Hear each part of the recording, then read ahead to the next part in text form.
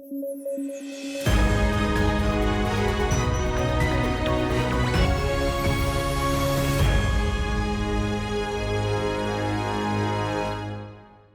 News at 9 programme में आपका स्वागत है। मैं हूं विरत दुबे। आइए जल्दी से नजर डालते हैं आज की हेडलाइंस पर।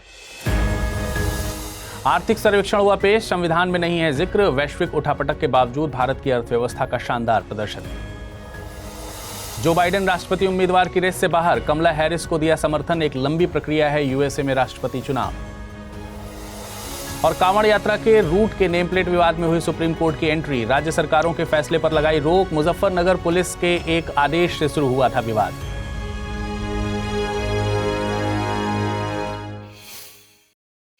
चलिए खबरों में आगे बढ़ेंगे, लेकिन उससे पहले आपको बता दें इस बुलेटिन को अगर आप पीडीएफ फॉर्मेट में पढ़ना चाहते हैं तो अमृत उपाध्याय 007 इस टेलीग्राम से जुड़कर डाउनलोड कर आसानी से पढ़ सकते हैं। अब आइए नजर डालते हैं खबरों पर विस्तार से। आज यानी 22 जुलाई को केंद्रीय वित्त मंत्री निर्मला सीतारमण ने इकोनॉमिक सर्वे यानी आर्थिक सर्वेक्षण 2023-24 पेश किया। देखिए, वैसे तो इकोनॉमिक सर्वे 31 जनवरी को बजट के एक दिन पहले पेश कर दिया जाता है, लेकिन 2024 था चुनावी साल। इस चुनावी साल में सरकार ने अपनी रणनीति बदल ली। फरवरी में अंतरिम बजट पेश करने से पहले सरकार ने एक short report the Indian economy a review पेश की थी। अब चुनाव संपन्न हो चुके हैं तो सरकार वित्त वर्ष के लिए एक व्यापक आर्थिक सर्वेक्षण और बजट लेकर आई है। जानते हैं, पहले इकोनॉमिक सर्वे को बजट के साथ ही पेश किया जाता था। साल 1964 से इसे बजट से अलग पेश किया जाने लगा। आमतौर पर इसे देश के केंद्रीय वित्त मंत्री द्वारा संसद में पेश किया जाता है। पहला इकोनॉमिक सर्वे 1950-51 में पेश किया गया था। इकोनॉमिक सर्वे का जिक्र संविधान में कहीं पर भी नहीं है। साथ ही इसे लेकर कोई कानून भी नहीं है जिसमें इकोनॉमिक सर्वे को पेश करने की बाध्यता की बात कही गई हो। वहीं वार्षिक वित्तीय विवरण के नाम से बजट का जिक्र संविधान में मिलता है। इकोनॉमिक सर्वे को वित्त मंत्रालय के डिपार्टमेंट ऑफ इकोनॉमिक अफेयर्स के द्वारा तैयार किया जाता है और इसे मुख्य वित्तीय सलाहकार के गाइडेंस में तैयार किया जाता है। चलिए शुरू करते हैं इकोनॉमिक सर्वे के जरूरी हाइलाइट्स। इकोनॉमिक सर्वे में वित्त वर्ष 2024-25 के लिए भारत की रियल जीडीपी 6.5 से 7% के बीच रखने की संभावना है।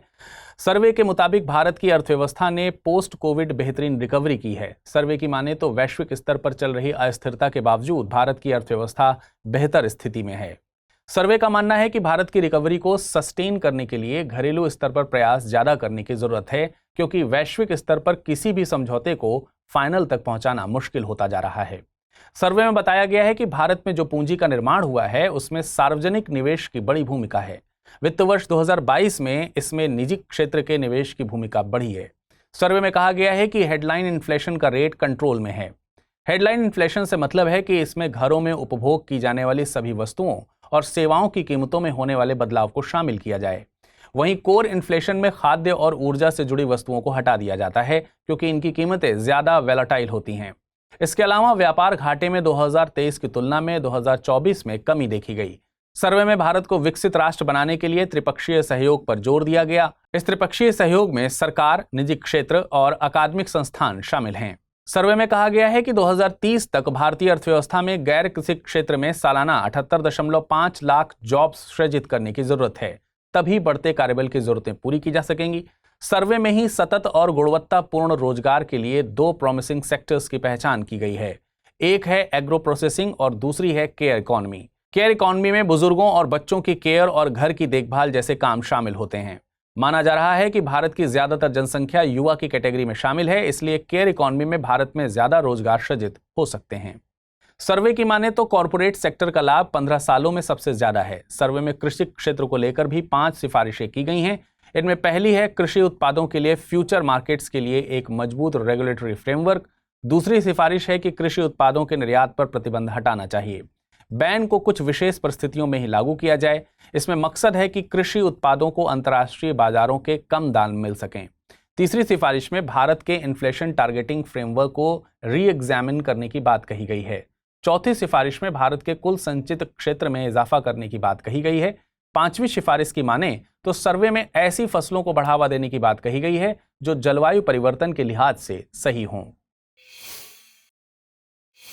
नवंबर 2024 में आयोजित होने वाले यूएसए के राष्ट्रपति चुनावों को लेकर दुनिया भर में चर्चा है। चुनावी सरगर्मियों के बीच अब खबर आई है कि डेमोक्रेटिक पार्टी के उम्मीदवार जो बाइडेन अपनी दावेदारी से पीछे हट रहे हैं। जो बाइडेन वर्तमान में यूएसए के राष्ट्रपति पद पर भी हैं। उन्होंने घोषणा की है कि वे अपने कार्यकाल तक इस पद पर बने रहेंगे। बता दें कि जो बाइडेन के खिलाफ रिपब्लिकन पार्टी के उम्मीदवार डोनाल्ड ट्रंप चुनाव लड़ रहे हैं। पब्लिक ओपिनियन सर्वे बताते हैं कि जो बाइडेन की अप्रूवल रेटिंग्स ट्रंप के मुकाबले कम हैं। साथ ही वे डोनाल्ड ट्रंप के खिलाफ आमने सामने की लड़ाई में भी खास प्रदर्शन नहीं कर पाए हैं। जो बाइडेन ने डेमोक्रेट्स की तरफ से वर्तमान में उपराष्ट्रपति पद पर काबिज कमला हैरिस को समर्थन किया है। कमला हैरिस भारतीय मूल की हैं। अगर वे राष्ट्रपति पद पर काबिज होती हैं तो वे यूएसए की भारतीय मूल की पहली राष्ट्रपति होंगी। हालांकि कमला हैरिस की राष्ट्रपति बनने की संभावना कम ही नजर आ रही है। देखिए, कमला हैरिस के मामले में कुछ जोखिम भी हैं। जैसे पब्लिक ओपिनियन सर्वे बताते हैं कि कमला की अप्रूवल रेटिंग बाइडेन की तरह ही कम है। डोनाल्ड ट्रंप के खिलाफ आमने सामने की लड़ाई में कमला हैरिस का प्रदर्शन भी बाइडेन जैसा ही है। कमला हैरिस पहले भी अमेरिकी राष्ट्रपति पद की उम्मीदवारी हासिल करने की कोशिश कर चुकी हैं, मगर साल 2020 में वो इस कोशिश में बुरी तरह नाकाम साबित हुई थीं। बीबीसी के मुताबिक वे तेजी से आगे तो बढ़ी, मगर कई इंटरव्यू में हकलाईं, बिना किसी विजन के दिखीं और उनका चुनाव प्रचार भी अच्छे ढंग से नहीं संभाला गया। इस तरह कमला को चुनना डेमोक्रेट्स के लिए जोखिम भरा तो है, लेकिन अब और कोई सुरक्षित विकल्प भी नहीं बचा है। देखिए, यूएसए में राष्ट्रपति का पद बेहद अहम होता है। अमेरिकी राष्ट्रपति देश का संवैधानिक और वास्तविक दोनों प्रमुख होता है। यूएसए में राष्ट्रपति के चुनाव की प्रक्रिया को समझने से पहले हम समझते हैं कि आखिर किसी व्यक्ति को यूएसए के राष्ट्रपति पद का उम्मीदवार बनाने के लिए किन शर्तों को पूरा करना होता है। पहली शर्त है कि 14 सालों से यूएसए का वो निवासी हो, कम से कम 35 साल की उम्र हो और उम्मीदवार को यूएसए का नेचुरल बॉर्न सिटीजन होना चाहिए। नेचुरल बॉर्न सिटीजन से मतलब है जो जन्म से यूएसए का नागरिक हो। माने व्यक्ति यूएसए का नागरिक इसलिए है क्योंकि यूएसए की धरती पर वह पैदा हुआ है। यूएसए में राष्ट्रपति को सीधे जनता द्वारा नहीं बल्कि एक इलेक्टोरल कॉलेज द्वारा चुना जाता है। इलेक्टोरल कॉलेज में चुने गए इलेक्टर्स राज्यों में मौजूद जनसंख्या के मुताबिक होते हैं। हर राज्य में उतने ही इलेक्टर्स होते हैं जितने यूएसए की कांग्रेस में उस राज्य से लॉ मेकर्स होते हैं। हर राज्य के पास अलग अलग संख्या में इलेक्टर्स होते हैं। जैसे कैलिफोर्निया से 55 तो फ्लोरिडा से 29 ही हैं। इस तरह इलेक्टोरल कॉलेज में कुल 538 इलेक्टर्स शामिल हैं। एक इलेक्टर का एक वोट होता है। राष्ट्रपति बनने के लिए व्यक्ति को 270 वोट हासिल करने होते हैं। दो और फैक्ट्स हैं जो यूएसए के राष्ट्रपति के बारे में आपको पता होने चाहिए। पहला, यूएसए में कोई व्यक्ति राष्ट्रपति बनने के लिए केवल 2 बार चुनाव लड़ सकता है, और दूसरा, यूएसए में राष्ट्रपति का कार्यकाल 4 साल के लिए निर्धारित है।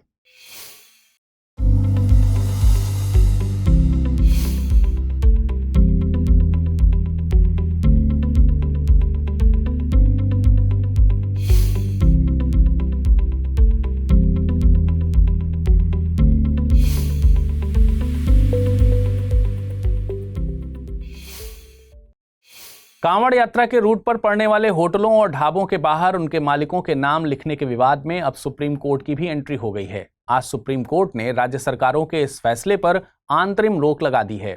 कोर्ट ने कहा है कि अगली सुनवाई तक दुकानदारों को पहचान बताने की जरूरत नहीं है। इस मामले में उत्तर प्रदेश, उत्तराखंड और मध्य प्रदेश सरकार को नोटिस भी जारी किया गया। जस्टिस ऋषिकेश रॉय और जस्टिस SVN भट्टी की बेंच ने NGO association for protection of civil rights और अन्य की याचिकाओं पर सुनवाई करते हुए ये फैसला सुनाया। दरअसल एनजीओ के अलावा तृणमूल कांग्रेस की सांसद महुआ मोइत्रा, दिल्ली यूनिवर्सिटी के प्रोफेसर अपूर्वानंद झा और आकार पटेल ने भी इस निर्देश के खिलाफ उच्चतम न्यायालय में अलग अलग याचिका दायर की है। इन्होंने इस फैसले को संवैधानिक अधिकारों का उल्लंघन बताया। साथ ही बताया है कि राज्य सरकारों के निर्देश अनुच्छेद 14, 15 और 17 के तहत नागरिकों के मौलिक अधिकारों का उल्लंघन करते हैं। इस तरह के जबरदस्ती थोपी जा रही एडवाइजरी राज्य की शक्ति सीमाओं से बाहर है। ये सार्वजनिक नोटिस के बिना किया गया है। आपको बता दें कि भारतीय संविधान के भाग 3 के तहत मौजूदा अनुच्छेद 14 में कहा गया है कि राज्य भारत के क्षेत्र में किसी भी व्यक्ति को कानून के समक्ष समानता या कानूनों के समान संरक्षण से वंचित नहीं करेगा, जबकि अनुच्छेद 15 धर्म, नस्ल, जाति, लिंग या जन्मस्थान के आधार पर भेदभाव को रोकता है। वहीं अनुच्छेद 17 अस्पृश्यता का उन्मूलन की बात भी करता है। अब जानते हैं कि नेम प्लेट विवाद आखिर कहां से उपजा है। देखिए, ये विवाद शुरू हुआ उत्तर प्रदेश के मुजफ्फरनगर पुलिस के एक आदेश से। आदेश में कहा गया है कि जिले के कांवड़िया मार्ग पर जितने भी होटल, ढाबा, दुकान और ठेले वाले हैं, उन सभी को अपनी दुकान के बाहर मालिक का नाम और नंबर साफ अक्षरों में लिखना पड़ेगा। इसके बाद मुजफ्फरनगर के SSP अभिषेक सिंह ने इसके पीछे की वजह का जिक्र करते हुए बताया कि यह किसी भी तरह की भ्रम की स्थिति से बचने और सामाजिक सौहार्द बनाए रखने के लिए किया गया है। मुजफ्फरनगर पुलिस के आदेश के बाद 19 जुलाई को उत्तर प्रदेश के मुख्यमंत्री योगी आदित्यनाथ ने इसे पूरे राज्य में लागू कर दिया। साथ ही हलाल सर्टिफिकेशन वाले प्रोडक्ट्स बेचने वालों पर भी कार्रवाई की बात कही। सरकार ने फैसले के पीछे तर्क दिया है कि यह कांवड़ियों की शुचिता बनाए रखने के लिए जरूरी था। इसके बाद ऐसा ही एक आदेश उत्तराखंड के हरिद्वार में लागू किया गया। इसके बाद 20 जुलाई को उज्जैन के मेयर ने भी दुकान के मालिकों को अपने नाम और फोन नंबर वाली नेम प्लेट लगाने के लिए कह दिया। बिहार को स्पेशल कैटेगरी का स्टेटस नहीं मिलेगा। जी हां, सही सुना आपने। दरअसल केंद्र सरकार ने बिहार को स्पेशल कैटेगरी स्टेटस देने से इनकार कर दिया है।